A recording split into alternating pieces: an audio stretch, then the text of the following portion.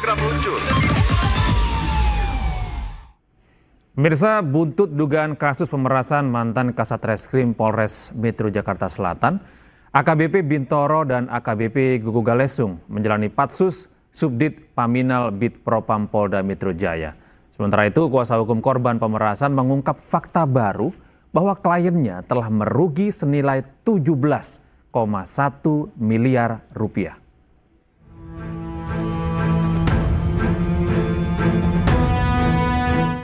Polda Metro Jaya memastikan Propam akan menyelesaikan penyidikan dan menggelar sidang etik terhadap mantan Kasat Reskrim Polres Metro Jakarta Selatan AKBP Bintoro dan juga AKBP Gugu Galesung terkait kasus dugaan pemerasan. Korban pemerasan juga telah diklarifikasi terkait adanya keterlibatan pihak selain AKBP Bintoro. 4 oknum polisi termasuk AKBP Bintoro serta AKBP Gugu Galesung menjalani penempatan khusus di Subdit Paminal Bid Propam Polda Metro Jaya sejak tanggal 25 Januari 2025. Terhadap yang bersangkutan dan 3 orang lainnya telah dimutasi dari jabatannya dan telah dilakukan penempatan khusus atau patsus di Bid Propam Polda Metro Jaya. Selanjutnya, Bid Propam Polda Metro Jaya akan menyelesaikan penyelidikan dari Bid Propam Polda Metro Jaya bersama nanti dengan Paminal dan segera menyelenggarakan sidang kode etik terhadap yang bersangkutan.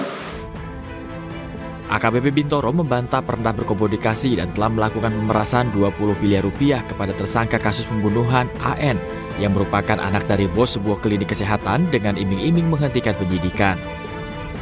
Sementara kuasa hukum tersangka pembunuhan AN dan B menyebut kliennya mengaku merugi senilai 17,1 miliar dan meminta Bintoro untuk mengembalikannya. Buktinya nanti akan kami bawa ke persidangan, ya, ke persidangan. Bukan bukti yang disampaikan yang beredar sama sekali 20 miliar. Yang ada adalah pengakuan klien kami dengan surat pernyataan itu 17,1 miliar. Namun di gugatan itu juga kami sampaikan 14, sekian miliar gitu, seperti bukan 20 miliar dan bukan mobil Ferrari tapi adalah 17, sekian miliar sama mobil Lamborghini Aventador dan 2 motor. Klien kami sudah mengeluarkan uang atau kerugian totalnya 17,1 miliar. Itu pernyataan yang ditandatangani oleh klien kami. Dugaan pemerasan ini mencuat setelah kuasa hukum 2 tersangka pembunuhan memasukkan gugatan perdata ke Pengadilan Negeri Jakarta Selatan. AKBP Gugu Galesung yang menjabat Kapsudit 2 di Treskrimum Polda Metro Jaya sempat menuai sorotan masyarakat karena memperbolehkan debt collector untuk menarik kendaraan di jalan asalkan diperlakukan dengan baik-baik. Sikap ini berbeda dengan Kapolda Metro Jaya saat itu, yakni Irjen Fadil Imran yang menilai debt collector arogan saat menarik kendaraan nasabah. Tim Liputan, iNews melaporkan. Seorang ibu rumah tangga di Kabupaten Konawe, Sulawesi Tenggara ditangkap setelah menjadi kurir narkoba. Dari tangan tersangka, polisi menyita narkoba jenis sabu seberat sekitar 1 kilogram.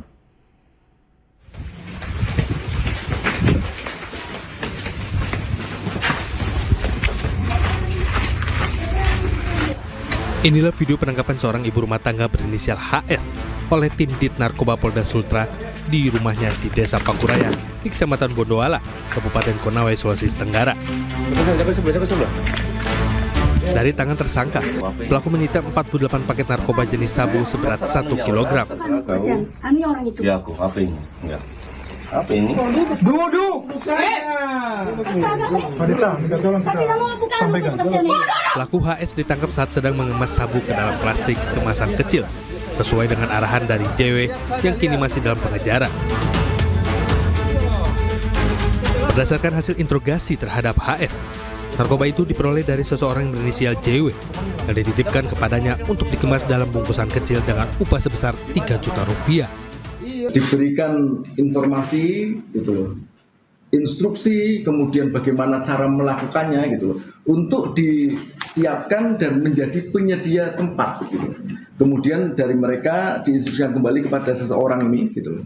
yang kami sedang lakukan penyelidikan juga gitu loh, untuk membagi gitu dan siap diedarkan. Oleh karena itu percobaan dari peredaran itu kami lakukan dalam penanganan perkara ini gitu loh. Bukan hanya sebagai yang menguasai dan memiliki barang, tetapi juga mereka mencoba untuk mengedarkan. Tetapi instruksi pengedaran ini juga menunggu dari informasi orang-orang yang mengaku sebagai suruhan mereka. Saat ini polisi masih terus melakukan pengejaran terhadap pemasok sabu-sabu dan lokasi yang akan menjadi tempat untuk pendistribusian barang haram tersebut. Akibat perbuatannya, tersangka HS ancaman pidana penjara maksimal seumur hidup. Dari Kendari, Sulawesi Tenggara, Muhtarudin, iNews melaporkan. Polisi menangkap seorang pria yang membunuh seorang gadis di kawasan Sayati, Kabupaten Bandung. Tersangka yang tak lain adalah saudara korban melakukan aksi keji tersebut karena ingin menguasai harta milik korban.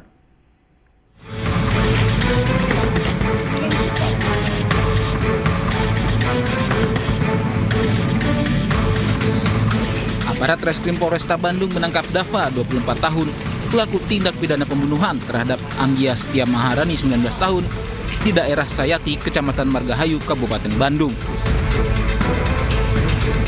Pelaku yang tak lain saudara korban sebelumnya sempat melarikan diri ke daerah Pasir Koja, Kota Bandung.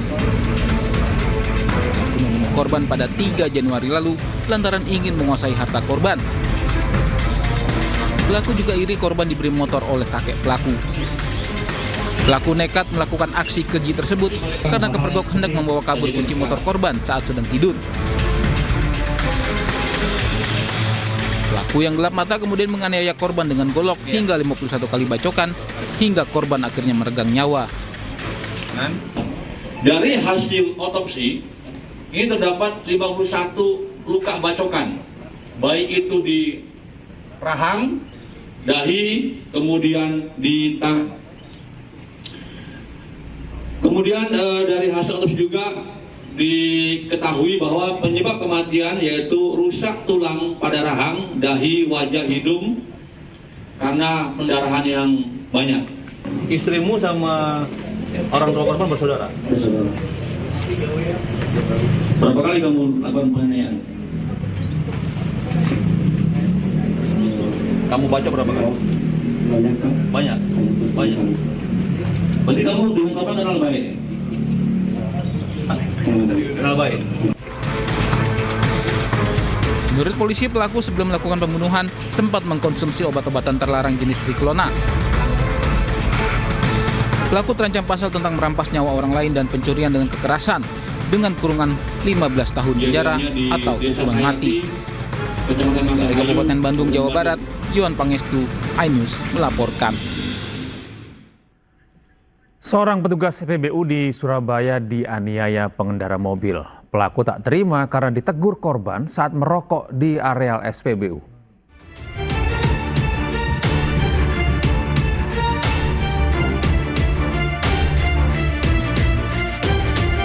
Rekaman CCTV di SPBU Jalan Dinoyo, Surabaya merekam aksi penganiayaan yang dilakukan pengendara mobil terhadap petugas SPBU.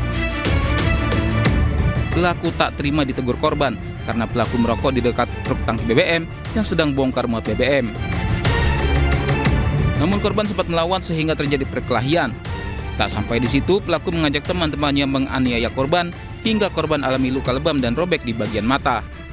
Itu kejadiannya sih waktu saya bongkar BBM dari tangki.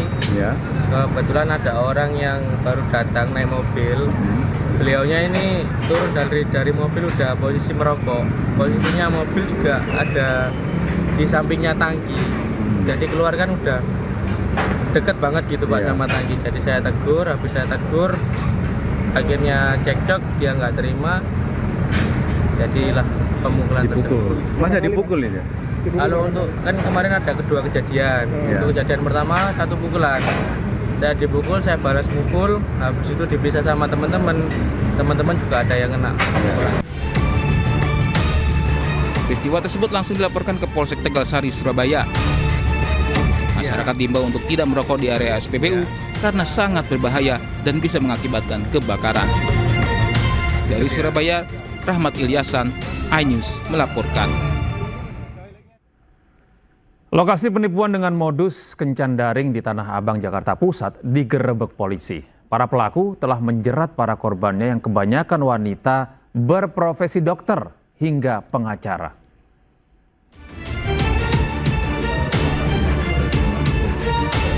Sebuah kamar di apartemen Tanah Abang, Jakarta Pusat digerebek aparat Reskrim Polda Metro Gambir.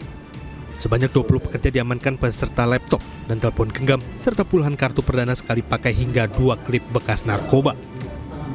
Lokasi tersebut diduga menjadi tempat praktik penipuan online jaringan internasional modus love scam. Para pelaku menggunakan aplikasi kencan online guna menjerat korban yang rata-rata berprofesi dokter hingga pengacara untuk diajak berinvestasi fiktif. Untuk menarik perhatian korban, pelaku menyamar menggunakan akun palsu seolah menjadi pria mapan. Pelaku lalu menjalin hubungan emosional dengan korban untuk memperoleh kepercayaan korban. Korban lalu diiming-imingi keuntungan dari investasi fiktif sebesar 45%. Praktik penipuan ini berhasil diungkap petugas melakukan patroli cyber dan menemukan akun mencurigakan yang menawarkan investasi melalui situs Wish Online dan Wish Global Health. 3 tersangka sebagai leader dibayar 7 juta rupiah dan 17 operator masing-masing mendapat 5 juta rupiah dari pelaku utama, AJY. Untuk mengelabui korbannya seolah-olah pelaku ini adalah orang yang memiliki usaha ya di bidang dropshipper. Jadi melalui online, tapi awal mulanya masuknya melalui aplikasi dating app, aplikasi kencan. Kalau dari aplikasi kencan, dia menyamar jadi laki-laki, korbannya adalah perempuan. Kemudian lanjut ke aplikasi WhatsApp. WhatsApp pun menggunakan nomor asing, yaitu nomor WhatsApp dari Singapura maupun dari Malaysia. Ya. Kemudian setelah chemistry-nya berhasil dijalankan, sekitar kurang lebih 5-10 hari, lanjut kemudian langsung masuk ke dalam aplikasi yang bernama Wish. Aplikasi Wish ini adalah aplikasi palsu atau fiktif, di mana dalam Wish ini nanti menjadi dropshipper, sehingga korban dijanjikan keuntungan profit antara 10-25%. Polisi masih melakukan pengejaran terhadap AJY yang diduga berada di luar negeri. Sementara para tersangka dijerat Undang-Undang ITE dengan ancaman hukuman 12 tahun penjara atau denda hingga 12 miliar rupiah. Dari Jakarta Pusat, Rani Sanjaya, iNews melaporkan. Bocah 10 tahun di Nias, Sumatera Utara diduga dianiaya anggota keluarganya sendiri. Nantikan informasinya sesaat lagi, tetaplah bersama kami di Lapor Polisi.